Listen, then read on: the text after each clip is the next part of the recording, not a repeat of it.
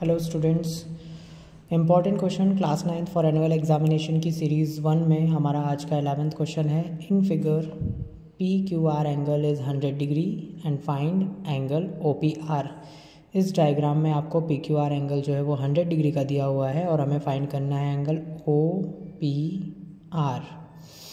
चलिए, तो इस एंगल को फाइंड आउट करने के लिए सबसे पहले हमें कंस्ट्रक्शन करना पड़ेगा। कंस्ट्रक्शन क्या कर रहे हैं हम? कंस्ट्रक्शन कर रहे हैं सॉल्यूशन में, mark a point S on circumferences and join P S and R S.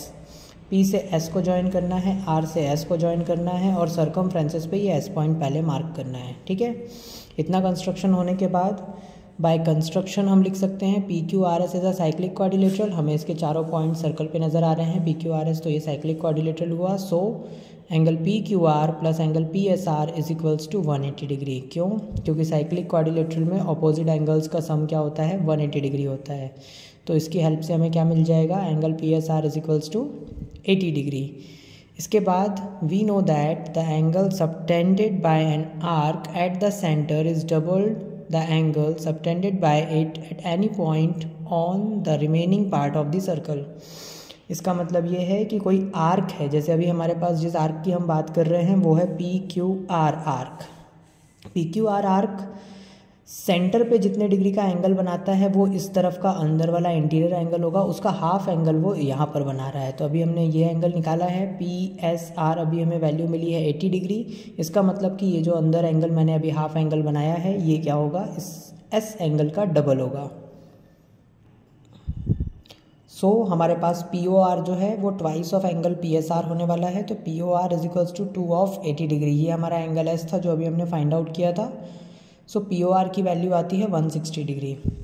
Now by the angle sum property, अब हमारे पास एक एंगल सम प्रॉपर्टी हमें अप्लाई करनी है इस ट्राइंगल में O P R. O P R आपको एक ट्राइंगल दिख रहा है, इसमें हम एंगल सम प्रॉपर्टी लगाएंगे। ये एंगल हमने 80 डिग्री निकाला था, ये अंदर वाला 160 आ चुका है।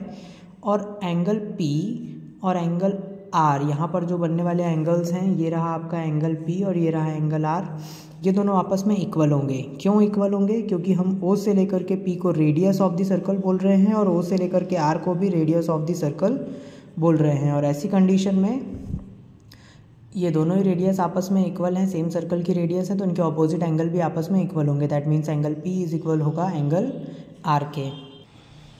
तो अब आगे हम हमारे जो एंगल सम प्रॉपर्टी है उसमें हमने तीनों एंगल्स का सम 180 लिख लिया, twice of angle O P R, क्योंकि अभी अभी हमने देखा कि ओ पी आर और ओ आर पी जो हैं दोनों एंगल आपस में बराबर हैं क्योंकि वो रेडियस के ऑपोजिट हैं।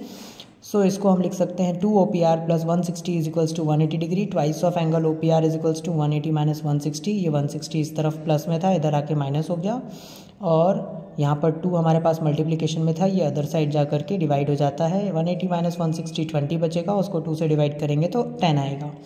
और आपको यही एंगल फाइंड आउट करना था, angle O P R is equals to 10 degree.